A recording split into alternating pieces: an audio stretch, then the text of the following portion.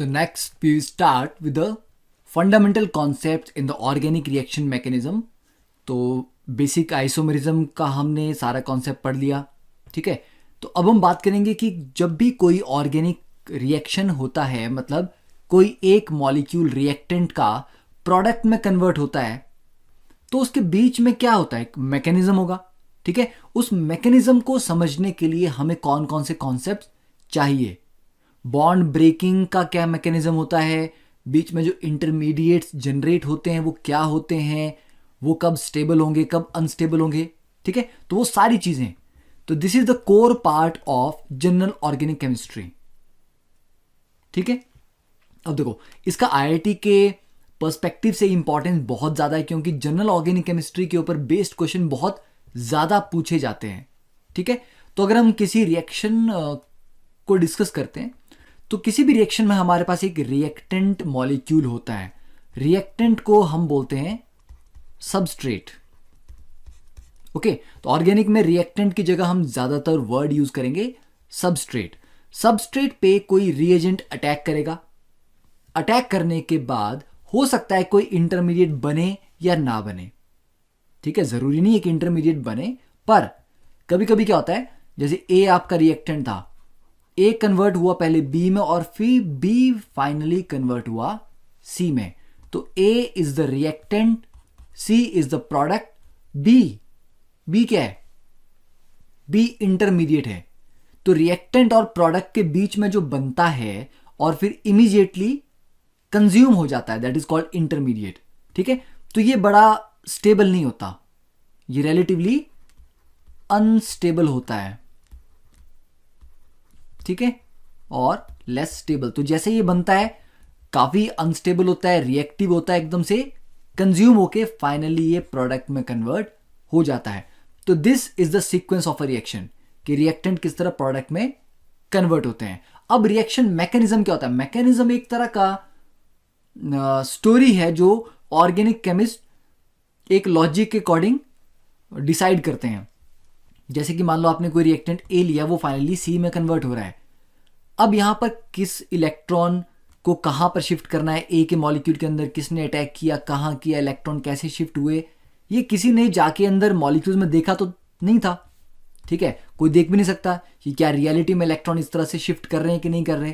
पर लॉजिक ये बोलता है कि हाँ, इसको, एक रिएजेंट को इस पूरे स्ट्रक्चर में कहां अटैक करना चाहिए, ठीक है। तो वो हम बेसिक कॉन्सेप्ट पढ़ेंगे, ओके। तो mechanism is just like a story, पर वो स्टोरी सारी लॉजिक के ऊपर बेस्ड है कि कहां पर अटैक हुआ, वहीं पर क्यों हुआ, उस अटैक के बाद नेक्स्ट कौन सा इलेक्ट्रॉन या बॉन्ड किस तरह से शिफ्ट किया होगा।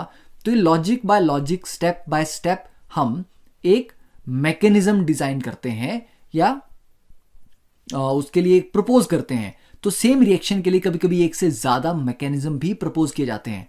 तो ये याद रखना कि मैकेनिज्म एक स्टेप बाय स्टेप अप्रोच है उस रिएक्शन को करवाने की, ठीक है। और मैकेनिज्म समझने के लिए हमें कुछ बेसिक कॉन्सेप्ट समझने पड़ेंगे, ठीक है। तो सबसे पहले बात करते हैं बॉन्ड फिजन की, कि जब भी कोई बॉन्ड टूटता है तो उसको टूटने के क्या क्या मेथड है। One is homolysis, one is heterolysis, ठीक है। Homo means same, lysis means to break. तो जब कोई बॉन्ड इस तरह से टूटता है कि वो बराबर बराबर पार्ट में टूटेगा, मतलब ए और बी के बीच में जो बॉन्ड था वो इस तरह से टूटेगा कि एक इलेक्ट्रॉन ए के पास और एक इलेक्ट्रॉन बी के पास, मतलब 50-50 करके टूटा। तो A radical plus B radical. तो ऐसी स्पीशीज जिनके पास ऑड इलेक्ट्रॉन होते हैं, मतलब पेयर नहीं है इनके पास, ये जो बॉन्ड बना था तो इसमें एक इलेक्ट्रॉन ए ने दिया और एक बी ने दिया होगा। ए ने अपना इलेक्ट्रॉन वापस ले लिया, बी ने भी अपना वापस ले लिया। तो जब बॉन्ड 50-50 करके टूटता है उसको बोलते हैं होमोलिसिस। और इसमें जो स्पीशीज जनरेट होती हैं, these are called free radical. ये कोई बहुत स्टेबल स्पीशीज नहीं है, ये काफी रिएक्टिव होते हैं, अनस्टेबल होते हैं। तो जैसे ये बनते हैं ये इमीडिएटली आसपास किसी ना किसी मॉलिक्यूल पे अटैक करेंगे, ठीक है। तो होमोलिसिस में बॉन्ड कैसे टूटा, क्लियर है, और उसमें जनरेट क्या हुए, फ्री रेडिकल्स, ओके।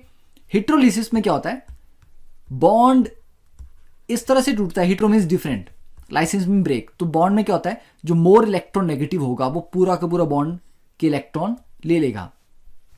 मान लेते हैं कि यहां पर जो बी था इट वॉज मोर इलेक्ट्रोनेगेटिव, तो जब बॉन्ड टूटेगा दोनों इलेक्ट्रॉन बी अपने पास रख लेगा, तो ए के ऊपर क्या जनरेट होगा, पॉजिटिव चार्ज, और बी के ऊपर क्या जनरेट होगा, नेगेटिव चार्ज। ठीक है, तो इसमें एक कैटायन बना और एनायन बना। तो इस तरह की जो ब्रेकिंग होती है बॉन्ड की, जिसमें दोनों इलेक्ट्रॉन किसी एक के पास चले जाते हैं, दैट इज कॉल्ड हेटेरोलाइसिस। ओके, तो बॉन्ड ब्रेकिंग का मैकेनिज्म क्लियर है। होमोलाइसिस में रेडिकल जनरेट होते हैं और हेटेरोलाइसिस में आयंस जनरेट होते हैं। One is cation and one is anion. ठीक है, now just note it down. अब देखो नेक्स्ट, अब बात करते हैं हम कि जो हमने कहा ना इंटरमीडिएट बनते हैं, ठीक है, वो तो जैसे ये जो कैटायन है, इसमें हम आगे एक स्पीशीज पढ़ेंगे कार्बो कैटायन, फिर एनायन में हम पढ़ेंगे कार्बेनायन। ठीक है, तो वो स्पीशीज होती है जो इंटरमीडिएट होती हैं। पर इंटरमीडिएट से पहले क्या आया, अटैकिंग रीएजेंट। जिसने अटैक किया, वो जो अटैक करने वाला है वो आपका इलेक्ट्रॉन डेफिशिएंट भी हो सकता है, वो इलेक्ट्रॉन रिच भी हो सकता है। ठीक है,